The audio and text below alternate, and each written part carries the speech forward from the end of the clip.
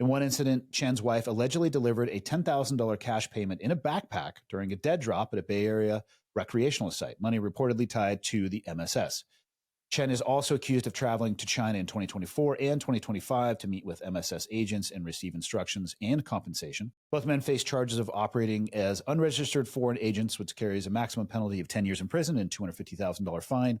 U.S. officials have characterized this case as part of a broader and increasingly aggressive campaign by Chinese government to infiltrate U.S. institutions, particularly the military. This is a month ago, so this falls in line exactly with what we're talking about. What do you make of this? Is this kind of like just the template that they are playing forward on this? Do you assume that this is probably going on at other military installations across Army, Navy, Air Force, Marine, those type of things? Oh, yeah. Well, I can tell you it is, most definitely. I mean, this is one of half a dozen cases, similar cases that we've seen over the course of the last 3-4 years, right? We've had a number of other cases. A kid by the name of Schultz, Sergeant Schultz, was sentenced for espionage.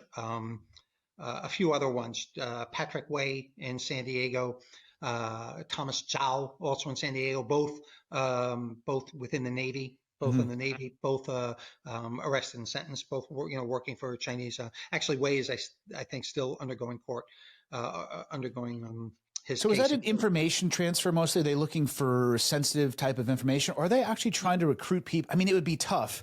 You know this, I know this. Like you say you recruit a guy on a ship. I mean, that person is going to have limited ability to have outcome on the ship itself, but they certainly may have access to information. So is this more targeted towards information, or are they actually trying to, over time, develop, and again, this is a stretch for me, influence and the ability to impact the U.S. war machine in some way? Those are two different types of approaches. The influence approach is on a completely different track, ways.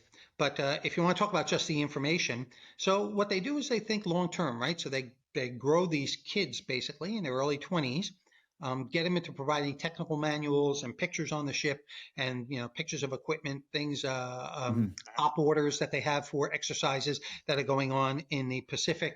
All those types of things that they ask for those young sailors who they have access to provide to.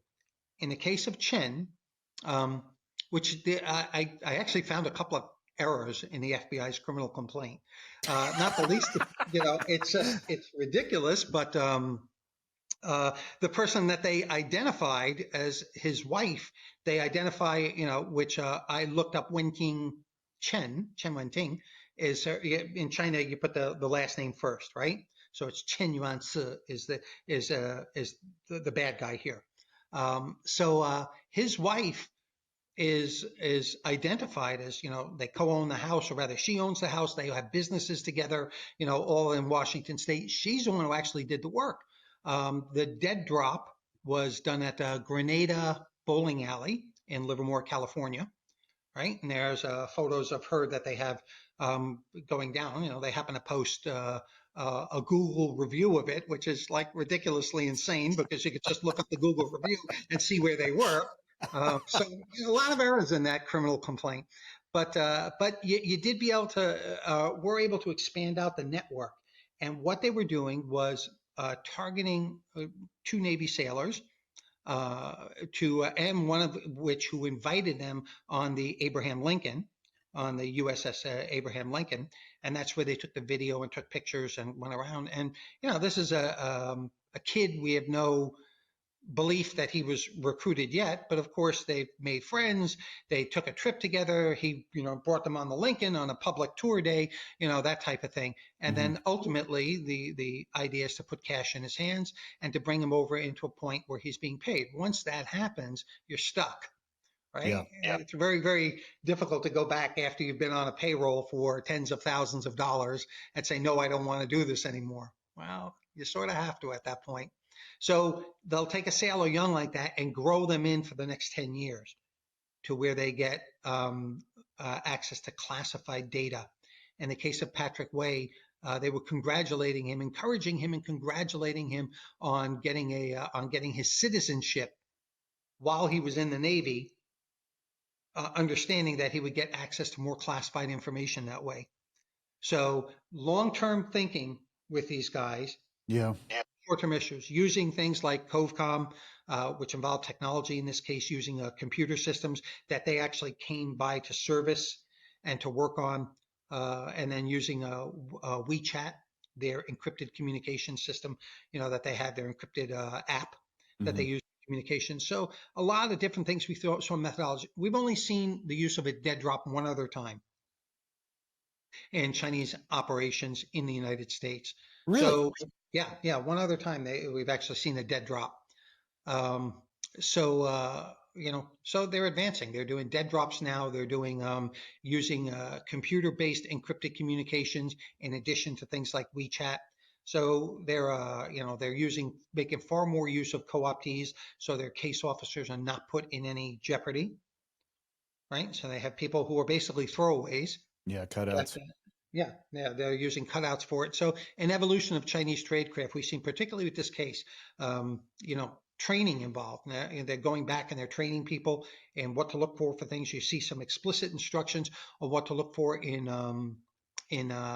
dead drop zones, to look for surveillance cameras, pick an area that is outside of view of cameras, those types of things, which they didn't, but they were instructed to. Targeting individuals, what to look for in an individual. And you can see on the first person that they targeted, they did some background research on him. The fact that his parents had split up, he'd been alone with his mother since he was 8 years old. She couldn't handle him, all those types of things. So they actually did a fair amount of research into the individual as they're setting him up for targeting. And we've seen that again in a number of other cases where they're working towards building interpersonal relations with a prospective target for recruitment. It's a long-term strategy for sure. I mean, how much money generally is passing hands in something like this? I mean, $10,000 is not a small sum of money. I'm almost 50 at this point. Of course, $10,000 sounds enticing, but when I'm 18, I'm like, well, this is the most money anybody's ever had in their entire life. Is it? I mean, and in the movies, right? It's the duffel bag full of $8 million, which I don't know if most people have seen a large sum of money like that. It doesn't fit in a duffel bag. It'd also be very difficult to carry. The attaché case with 15 million. And I'm like, come on, guys, do a little bit of research here. Just on you can find this on the internet. It's Right. It seems like relatively, again, and this is going to depend on where you're at in your life, relatively small sums of money. Well, you pointed it out. When you're a kid in their 20s, which is what that they've been particularly in the military, what they've been focusing on, 15,000 happens to be a fair amount of money. Yeah, I'm never working again for the rest of my life.